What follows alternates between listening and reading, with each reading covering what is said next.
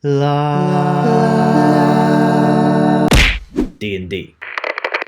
Today we are going to be covering the Flameskull.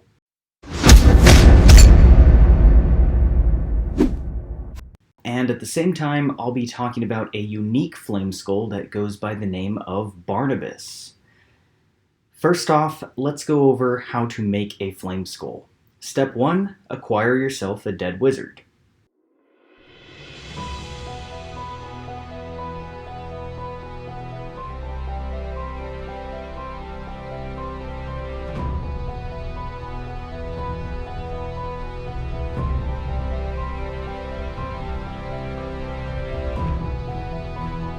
Finally, I've spent a lifetime searching and I finally found it. The lost city of Haman.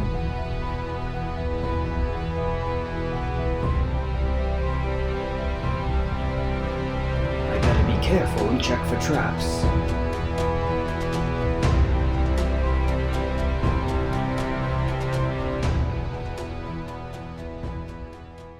Gah.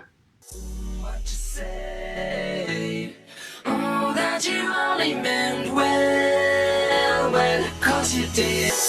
What you say? Oh, that you only meant well, 'cause you did.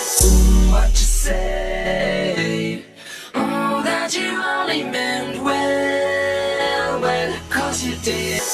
What you say? Oh, that you only meant well, 'cause you did.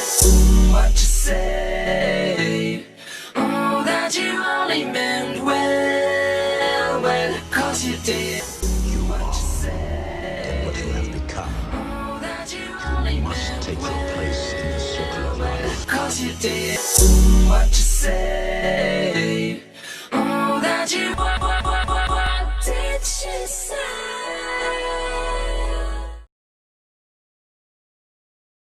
Dead wizard, check. Okay, now that you have acquired a dead wizard, you can begin the very vague and very spooky Flameskull ritual. Ooh. Ooh.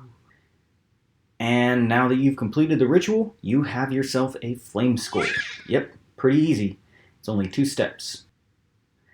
As for Barnabas the Flameskull, all we know is he was a very powerful and influential wizard in his mortal life, and now he resides in Avernus. Flameskulls have a few abilities, including shedding dim light in a 15-foot radius wherever they go. They have the ability to respawn at full health precisely 1 hour after their death. They have 5th level spellcasting spells such as Mage Hand, Magic Missile, Shield, Blur, Flame Spear, Fireball, and finally they shoot laser beams from their eyes. Twice. Now, Dungeon Masters, how you roleplay a Flameskull will be completely dependent on what kind of Flameskull you are. You see, there are 2 variants of Flameskull. The first one has been resurrected to serve a master, and the second Flameskull has been resurrected to be served, usually by the former wizard's disciples or by some weird cultists. Nonetheless, when you are resurrected, you can only speak Common, though I assume Barnabas can speak Abyssal or Infernal given he's been trapped in Avernus for God knows how long now.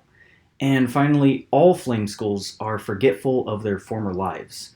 It's kind of like trying to remember a dream you had years ago. They're completely incapable of remembering most of their former selves, with the exception of some key life events. As for combat, I would recommend flying 40 feet into the air and casting Blur on yourself. All attacks made against you from that point on will have disadvantage for the next minute. When the next round comes, go ahead and drop down to a cruising altitude of about 30 feet above ground level, and then begin to rain down fire from above with your laser beam eye attacks. Be sure to cast Fireball when the party groups, and cast Magic Missile to pick off anyone at low HP. You also have access to Flame Sphere, which is pretty fun too. Now, for all you players listening in, keep in mind that Flameskulls are neutral evil, so they can be bargained with, which usually goes like this. If it serves a master, then offer it something to benefit its master. If it doesn't serve a master, then try to establish a quid pro quo relationship.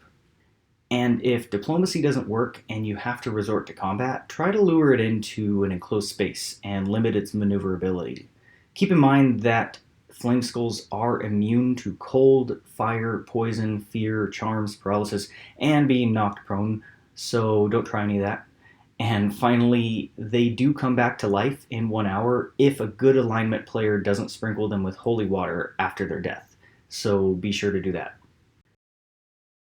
Okay, that was the Flameskull, or specifically Barnabas the Flameskull variant from the Descent into Avernus box set minis. My name is the Misinformed Bard. This is the Misinformed Bard Show, and I assure you, I was not misinformed this episode. Okay, see you next time. Follow me on the social media stuff.